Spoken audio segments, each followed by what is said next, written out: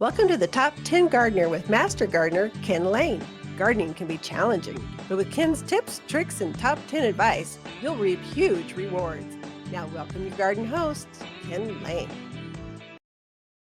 And welcome to this week's edition of The Mountain Gardener. Your host, Ken Lain, here every week talking about the landscapes of northern Arizona. And it's just like I'm getting my yard cleaned up. I'm trying to get ahead of things. I really am focused on right now. The maples have finally dropped all their leaves. The aspens in my yard have finally dropped all their leaves. The birch have finally dropped all their leaves. Everything but the sycamores. They kind of hold on to their leaves forever. But I'm kind of trying to clean those leaves up because they mat on top of my creeping thyme lawn, on top of the flower beds, on top of, let's say, the rock rose, which are this native, beautiful, kind of knee-high shrub, and they kind of land on top of there and they suffocate things. If they stay on there very long, they'll start to compost and they actually can damage some of the leaves underneath whatever they're sitting on top of. And so I'm trying to be actively get those things out of there. Now, for me, I love leaves. Leaves in your yard are like, as they compost, they're like gold. They create the fastest compost you'll ever find. And so you can take those, and if you can shred them some, just by raking leaves, you'll tend to break them up so they'll compost better, faster, stronger. But if you could add those directly to a compost pile, and they'll break down by spring pretty quickly. For me, I like to actually add them to my compost pile, but I've got so many of them that I'll spread them out across the flower beds. Like I'll rake them up, get them off my, let's say, the lawn, and I'll try to break them up, shred them up some, and then I put them around my roses, around my flower beds, around my, not on top of, but around. And as they compost, they work their way into the soil. It does two things for me. The worms really like organic matter. They like to have that kind of lighter, not quite composted type of foliage on top of the gardens. They'll be up there actually digesting that kind of stuff. They'll help you break it down faster. The mycorrhizal colonies, the fungi that are beneficial for your gardens, they come in, they kind of go, ooh, all this new stuff. Let's take this and eat it. And so they're breaking it down for you over the winter. It insulates my soil. That's my number one reason. It keeps my soil from freezing and thawing. They call it heaving. So as your garden soils freeze, they're going to expand. So as water freezes, it expands, and then it thaws during the day. It shrinks, and so you get this freeze thaw, and you'll get this light, airy, fluffy look on top of your garden soil. That is terrible for the roots of your plants. They really don't like that. It breaks up that top 3-4 inches of roots that were there. It destroys them. And so the lower roots are fine, but if you put just a 2-3 inch layer of leaves or compost or shredded bark, some sort of insulative material, it keeps that ground from heaving, from freezing and thawing. It's a game changer in your gardens. So it's good for the worms. It's good for your beneficial. It breaks down and kind of adds to your garden soils. Then it keeps things from freezing. And so in fact, I'll go help neighbors. Hey, can I have those leaves? Can I have those? Even pine needles. I'll go after pine needles. Sometimes a few pine needles are good. Now the pine trees, the ponderosas, they're ridiculous this year. How many needles are shedding off? It was a good year for pine trees. They put on a lot of growth, which means as pine trees grow, they have more growth. That last year or the year before growth, usually it's a couple years old, it will shed, the needles from 3 years ago because it's got so many new needles. And as that bark thickens and grows, as the branches elongate and they shade the needles from 3 years ago, they tend to shed them. So pine needles just naturally shed needles almost all the time. Junipers will do that somewhat as well, but the juniper needles are much smaller. So they're not quite as You don't notice them as much. It doesn't create that matting effect that like, oh, I can't believe so many needles are here. But a ponderosa has those big 5, 6 inch long needles. They get everywhere.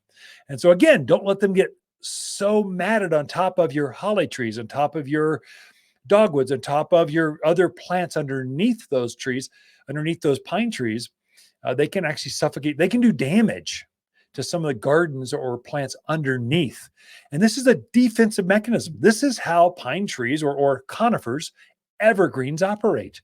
They're wanting to bury everything underneath them. It's a protection thing. It makes sure no seed can come up where their roots are. So they're trying to just basically have so much material, a seed wouldn't dare land and come up. Weeds would not dare come up underneath a juniper, cypress, a cedar. They don't have enough light and they can't get enough soil. So this is a natural occurrence. Interesting fact, junipers actually taint the soil underneath them. They actually add some toxics. They taint the soil underneath in their root zone where no other plants really can tolerate that except them. So plants are pretty smart. They don't want to share. This is my space. You grow over there. I'm going to grow over here and we'll all be happy together. But if you try to have your little seedlings come over here, I'm going to suffocate them. It's a natural occurrence. Now, you folks out in the true, the forest, the pine forest, you've got some fire-wise stuff. A few needles are good for your gardens. It keeps the roots from drying out, keeps the trees from drying out, and you want moist trees or they become a fire danger. But you don't want so many needles that the fire can just race across your yard and catch everything on fire during a wildfire problem.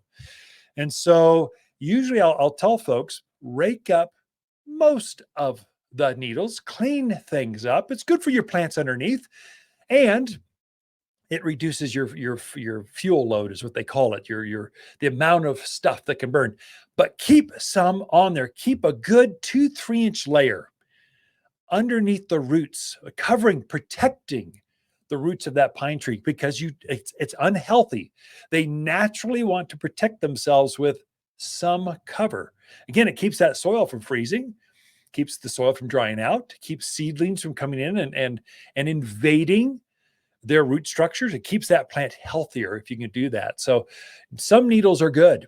So again, I'm one of those. If I'm down in a neighborhood, someone's cleaning up their yard from all the pine trees, I'll go, can I have those trash bags full of pine needles? Because I don't have enough. I need some more pine mulch. Actually, some parts of the country, they sell bales of pine mulch because it's so good. It stays a little longer than leaves. Leaves break down very quickly, whereas pine needles break down very slowly. So you really never till or turn in pine needles into your soils.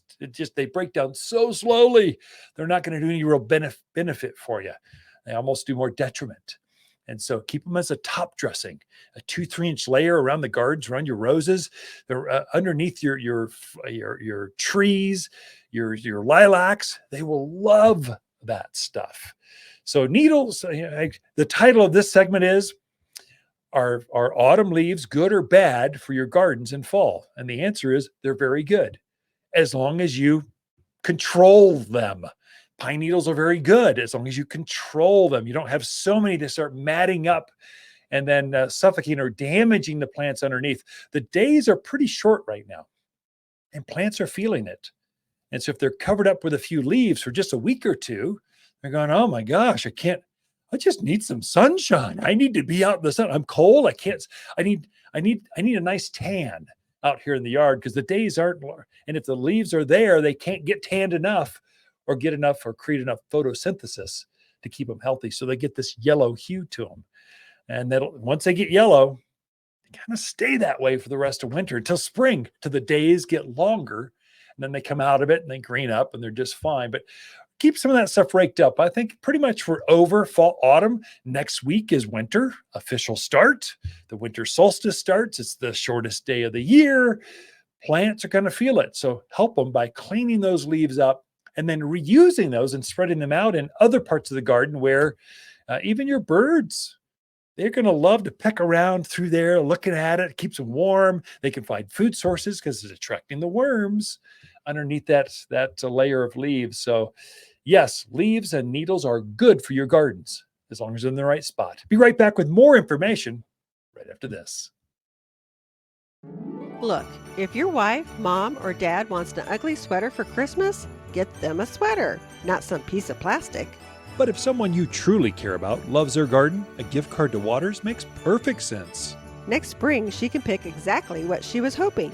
We all know it's not the same as a huge flower basket or fragrant rose, but hey, it's winter. Gardeners understand. Watters online gift cards are found at top10plants.com or at Watters Garden Center in Prescott.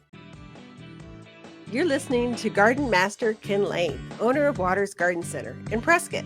Join his daily podcast for timely garden advice seasonally right for the gardens. Ken can be found throughout the week at Watters Garden Center in Prescott or through his website at top10gardener.com.